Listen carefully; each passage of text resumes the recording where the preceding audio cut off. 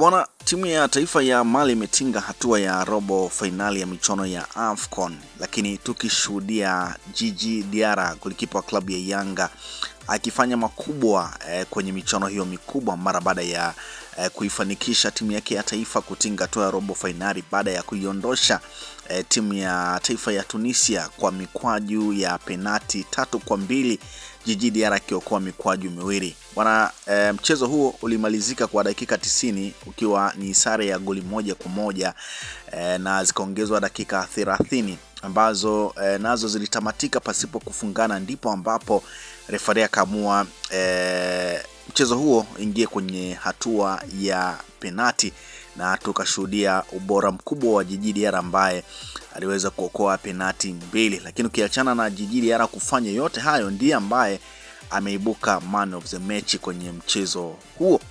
Bwana, Tunisia ndio ambao walikuwa wa kwanza kupiga mkwaju wa penati ambapo waliweza kupata, lakini mkwaju wa timu ya taifa ya Mali bwana Bissouma aliweza kukosa. Nyota ambaye anakipiga ndani ya klabu ya Tottenham Hotspur aliweza kukosa. Baadaye Tunisia wakaenda kupiga ambapo pia wao waliweza kupaisha, na aliyepiga mkwaju huo alikuwa ni Al Abdi ambaye anakipiga ndani ya klabu ya Nice ya Ufaransa. Baadaye Lassine Sinayoko akaenda kupiga mkwaju akapata. Baada ya hapo wakaja Tunisia nao wakapata. Baadaye Nene anayekipiga ndani ya klabu ya Fenerbahce kwa upande wa timu ya taifa ya Mali akakosa. Baada ya hapo Djigui Diarra akakuwa mkwaju wa penati na Mali pia wakaenda kupiga wakapata. Tunisia walipofuata pia wakakosa. Baadaye Ali Bilali akapata mkwaju wa mwisho na kuifanya timu ya taifa ya Mali kuibuka na ushindi wa penati 3-2. Bwana, ndivyo ambavyo mchezo umemalizika kwa timu ya taifa ya Mali kwa timu ya pili kutinga hatua ya robo finali ya michuano ya AFCON mara baada ya Senegal nayo kuweza kutinga baada ya kuiondosha Sudan kwa kuifunga magoli 3-1.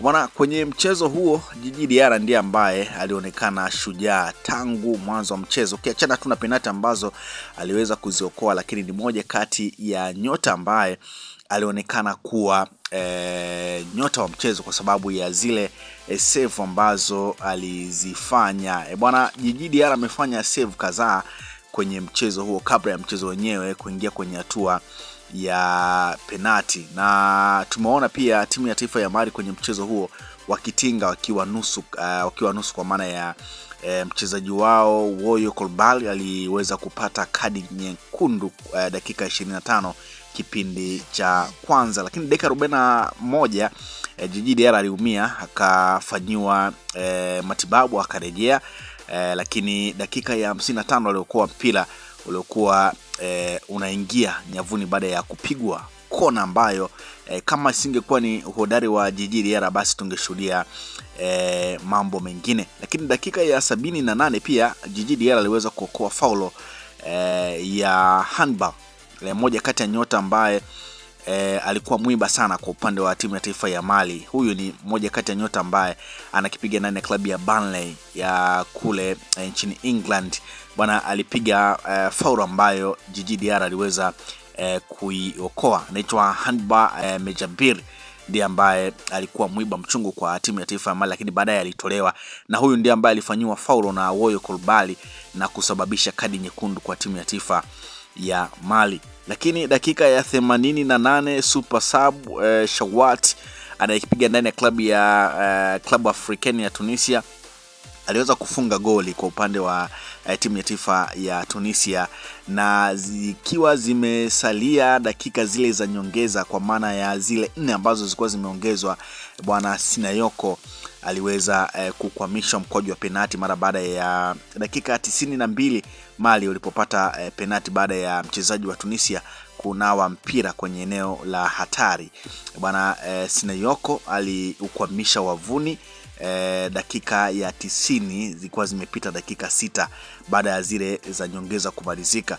Kwa hiyo baada ya hapo mchezo kumalizika kwa dakika 90 kwa maana ya sare ya goli moja kwa moja, ndipo ambapo sasa mchezo ukaongezwa dakika 30 na tukashuhudia mchezo huo tena ukitamatika kwa dakika 30 pasipo kupatikana goli lolote.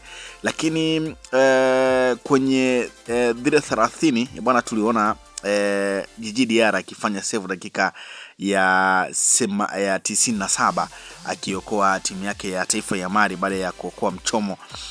Lakini dakika ya 105 Tunisia walipata bao ambalo referee wa mchezo alitafasiri kwamba ilikuwa ni offside na akacheck kwenye VAR na ikabainika kwamba ni offside. Kwa hiyo Mali wakawa wamenusurika. Kwa hiyo unaweza kuona ni kwa namna gani ambavyo Mali umepitia mahangaiko mpaka kuweza kutoboa hatua ya robo finali ya michuano ya AFCON.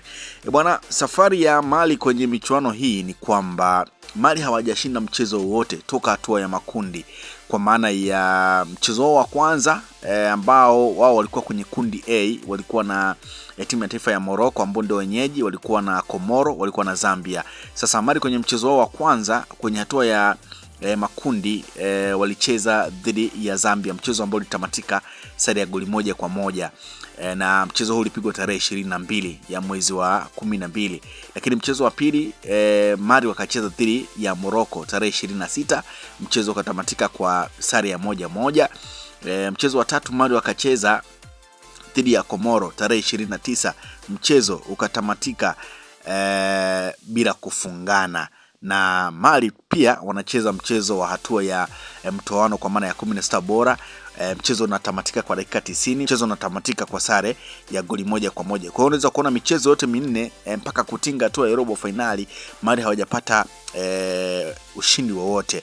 Lakini kwenye michezo yote kuanzia hatua ya makundi bwana, Djigui Diarra michezo yote ameanza. Kwa hiyo unaweza kuona ni kwa namna gani ambavyo ubora wa Djigui Diarra ndio ambao umemfanya kucheza michezo yote, na anathibitisha hilo kwenye mchezo wa mwisho na mchezo wa maamuzi kwa kuipeleka hatua ya robo finali ya michuano ya AFCON. Kwa hiyo ulikuwa ni moja kati ya mchezo ambao ulikuwa ni mgumu kweli kweli, na ulikuwa ni mgumu kwa Mali kwa sababu baada ya kupatwa kadi nyekundu kwa mchezaji wao Woyo Kolbad dakika ya 25. Kwa hiyo kuanzia dakika 25 mpaka 90 zinatimia Mali wamecheza wakiwa nusu, mpaka 30 zinaongezwa Mali walikuwa nusu. Kwa hiyo tumeona namna ambavyo ubora wa wachezaji wa Mali umeweza kuiokoa Mali na kutinga hatua ya robo finali. Lakini kongole kubwa sana ziende kwa goalkeeper wa timu hiyo Djigui Diarra ambaye pia ni goalkeeper klabu ya Yanga, ambaye amefanya makubwa sana kwenye mchezo huo. Naweza tukasema amefanya kila kitu, na tumemwona Tom kocha wa timu ya taifa ya Mali akijawa na furaha mara baada ya timu yake kuweza kutinga hatua ya robo finali ya michuano hiyo. Bwana, ni kukumbushe tu kwamba bingwa wa michuano ya AFCON atajinyakulia kitita cha zaidi ya bilioni 24. Kwa hiyo bingwa wa michuano hiyo anapata kitita cha zaidi ya shilingi bilioni 24. Kwa hiyo iko hivyo, bingwa ndio ambaye atanyakua donge hilo. Kwa hiyo Mali wanakuwa timu ya pili kutinga hatua ya robo finali ya michuano hiyo, ambayo sasa tunakwenda kushuhudia michezo mingine ikiendelea kupigwa. Lakini kubwa zaidi ni uwezo wa Djigui Diarra ambaye ameendelea kuwa bora kwenye kila mchezo ambao amecheza akiwa na timu ya taifa ya Mali.